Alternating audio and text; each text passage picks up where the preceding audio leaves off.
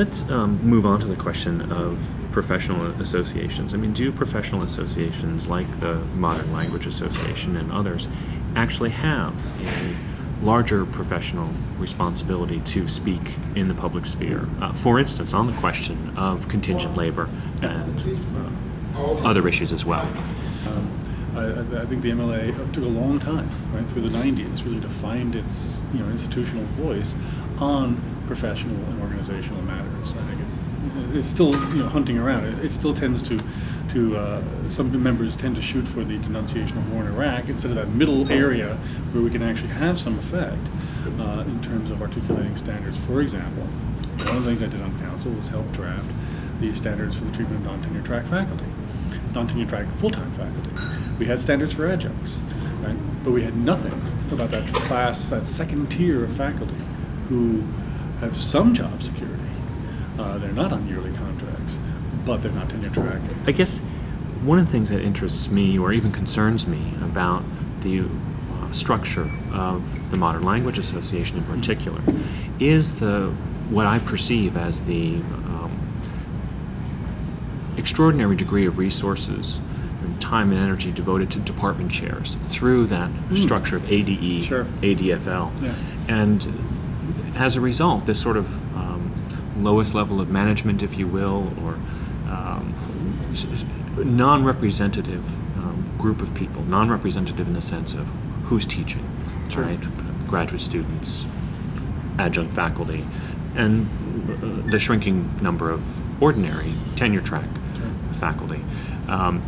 It seems to me that the organization does spend an awful lot of time with chairs.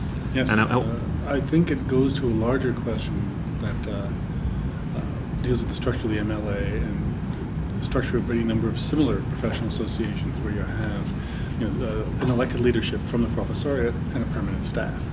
And the staff simply is set up in that way. There's an ADE, there's an ADFL. They are going to continue to publish, the ADE and ADFL bulletin.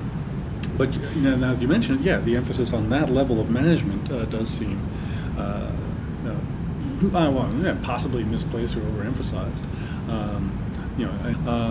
Staff are helpful, useful, and supportive, and both time, resources, and everything. David Lawrence alone must have, I think, devoted 10 years of labor just to the most recent task force report.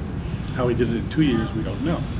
But I think that balance is fairly well struck. If there's some, as you're suggesting, structural misemphasis on department chairs, it's sort of built into the entire organization. Whereas the MLA's attempts to sort of turn the battleship, there are some ways in which they've been very successful. It took a long time, as you know, for certain faculty, even at the MLA or staff, to entertain the thought. A graduate student representative on council, it was as if we were talking about, admitting them to the forbidden city. But the idea that actually graduate student representation at every level of the association was important and gradually took hold through the better part of a decade.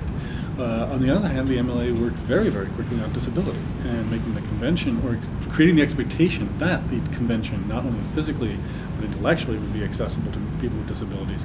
MLA was way out in the front of APA or AHA than any of those other associations. And I think that too speaks to a sort of balance between, that was a question of how responsive the staff were to suggestions from leadership. So there are some ways in which it does work, but I think you're right. If I can deflect the head's question to the question of how the AD and the ADFL are sort of permanent fixtures that not going to move anywhere in the MLA soon.